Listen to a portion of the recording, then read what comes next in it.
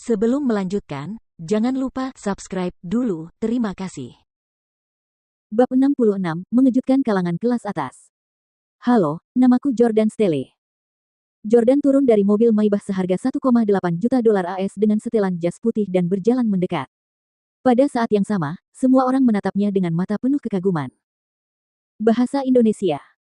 Di mata orang banyak, Jordan tampak mulia dan berbudi luhur, bak pangeran dalam negeri dongeng. Tidak seperti Tyler dan yang lainnya, Leonard belum pernah bertemu Jordan sebelumnya. Leonard menjabat tangan Jordan dengan gembira dan berkata, "Selamat datang, Tuan Stelle. Merupakan kehormatan besar bagi saya dan putra saya untuk mengundang Anda ke sini." Rosie juga tidak percaya. "Tuan Stelle, saya tidak menyangka Anda begitu muda dan tampan." Jordan melirik Rosie dan berkata, "Anda pasti Nyonya Collins. Anda benar-benar wanita cantik yang menawan." Leonard berkata sambil tersenyum, "Terima kasih atas pujiannya. Dia memang istriku." Sebagai seorang wanita berusia 40-an, Rosie merasa senang dan sedikit malu ketika dipuji oleh seorang pria muda berusia 20-an. Pada saat ini, Tyler menjadi sangat marah ketika ia melihat Jordan dengan berani menatap ibunya dan memujinya dengan sembrono. "Jordan Stelle, kenapa kau berpura-pura menjadi presiden S Corporation? Kau hanya pengawal Victoria Clarke." Hailey juga bingung mengapa Victoria mau bermain bersama Jordan.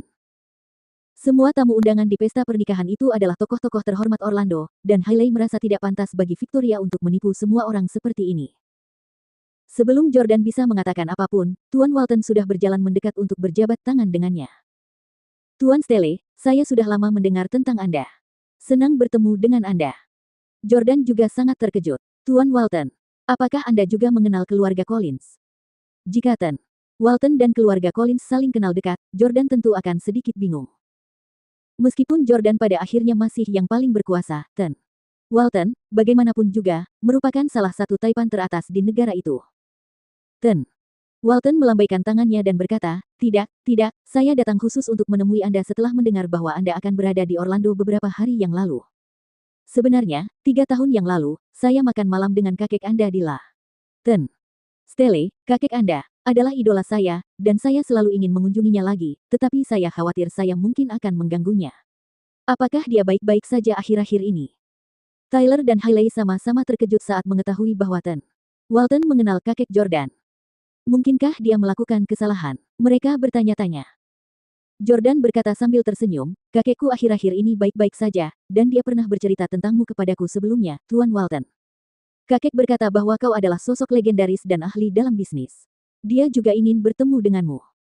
Kakekku sekarang ada di Inggris. Bagaimana kalau begini?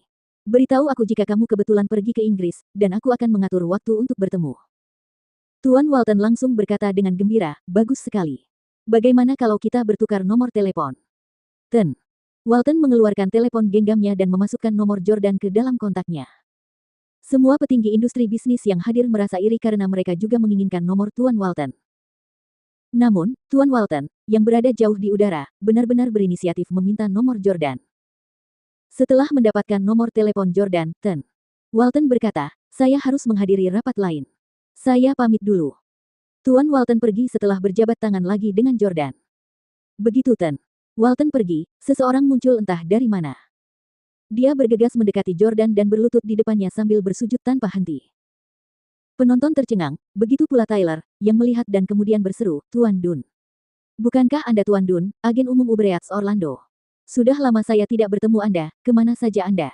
Mengapa Anda bersujud kepada Jordan Stelle?"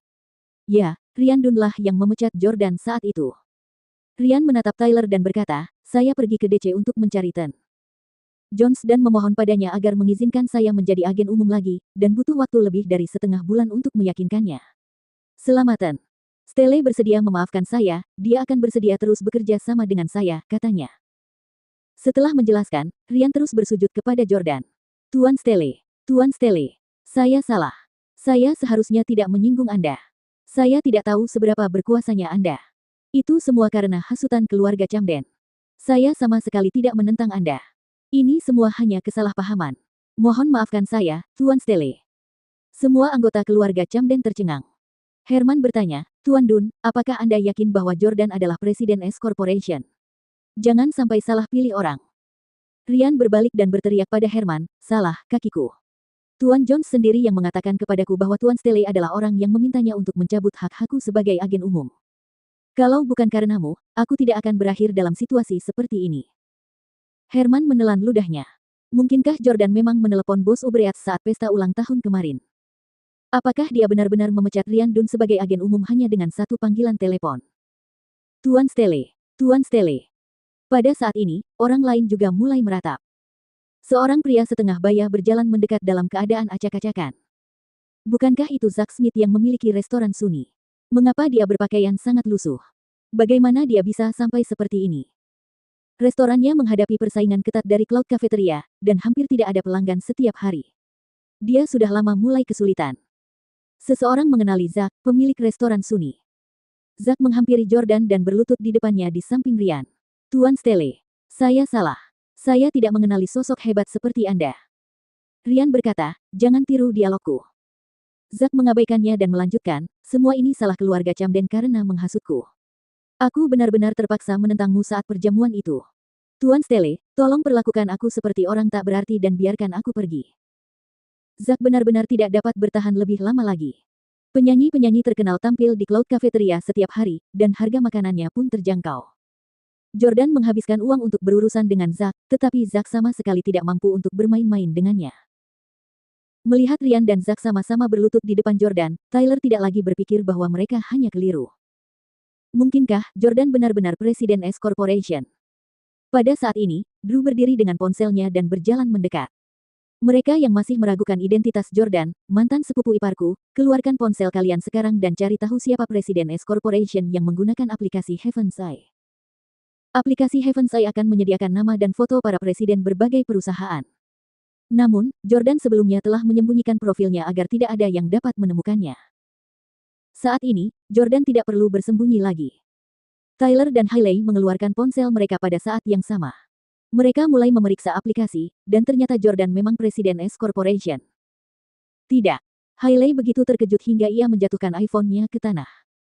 Dia tahu bahwa informasi pada aplikasi mata surga tidak akan pernah salah. Zack dan Ryan Dunn memang telah bersujud kepada orang yang tepat juga. Kebenarannya sangat jelas, dan Jordan sebenarnya adalah Presiden S Corporation. Nenek, apakah kamu baik-baik saja? Drew sangat sombong karena dia adalah satu-satunya orang di tempat kejadian selain Victoria yang mengetahui identitas Jordan sebelum ini. Namun, dia tiba-tiba melihat Diana pingsan saat duduk di kursi.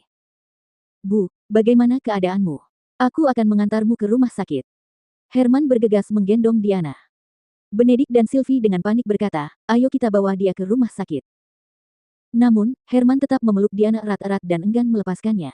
Pada titik ini, siapa yang berani melawan Jordan? Semua orang Camden ingin melarikan diri. Biar aku saja. Kalian sebaiknya tetap di sini karena hari ini adalah hari pernikahan putri kalian. Setelah berkata demikian, Herman segera pergi seperti sedang melarikan diri.